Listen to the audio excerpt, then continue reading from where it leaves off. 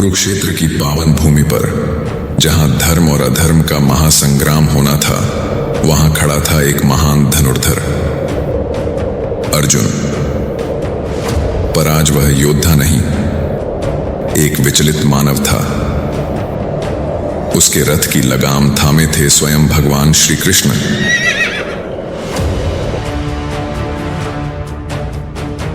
माधव, मैं ये युद्ध कैसे करूं?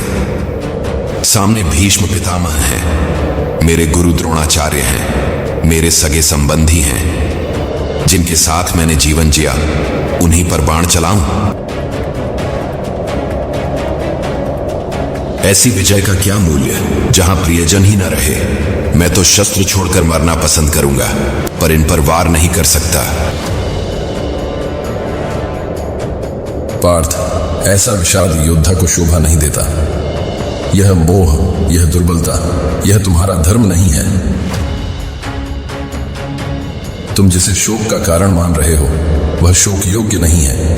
आत्मा न जन्म लेती है, न मरती है। यह शरीर तो नाशवान है, आत्मा अमर है। तुम शरीर के लिए रो रहे हो, आत्मा के लिए नहीं। उठो और अपने धर्म का पालन करो। तो फिर माधव, आप स्पष्ट रूप से बताइए कि मेरा धर्म क्या है। क्या मुझे युद्ध करना चाहिए या संन्यास लेना चाहिए? मेरी बुद्धि भ्रमित है।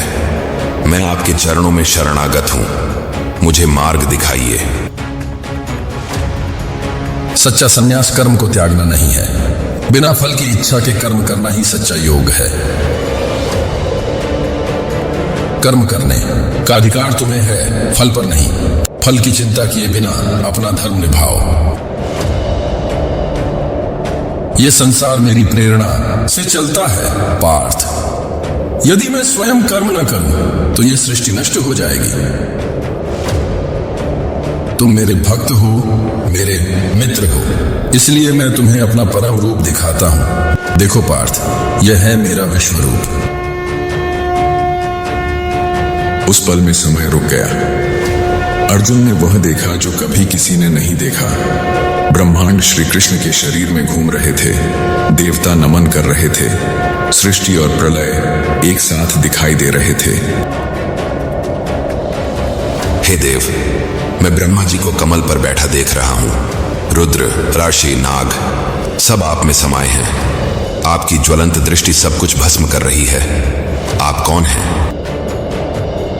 मैं काल हूं, लोगों का विनाशक। ये सभी योद्धा पहले ही मेरे द्वारा मारे जा चुके हैं। तुम तो बस निमित्त बनो। माधव, मेरा मोह समाप्त हो गया है। आपकी शरण में आकर मुझे सत्य का ज्ञान हुआ। अब मैं आपके आदेश का पालन करूंगा। अब वह भ्रमित अर्जुन नहीं रहा। अब वह धर्म का सेनापति था, श्री कृष्ण के ज्ञान से प्रकाशित। जब शंख पुनः बजे, नियति का चक्र घूम चुका था, और तब अर्जुन के नेत्रों में जला धर्म का अग्नि। उसने गांडीव उठाया और गरजा,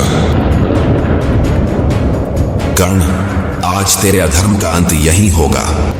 यह युद्ध सिर्फ अस्त्र शस्त्र का नहीं था, यह चेतना का युद्ध था। एक अमर संदेश, कर्म, भक्ति और त्याग का।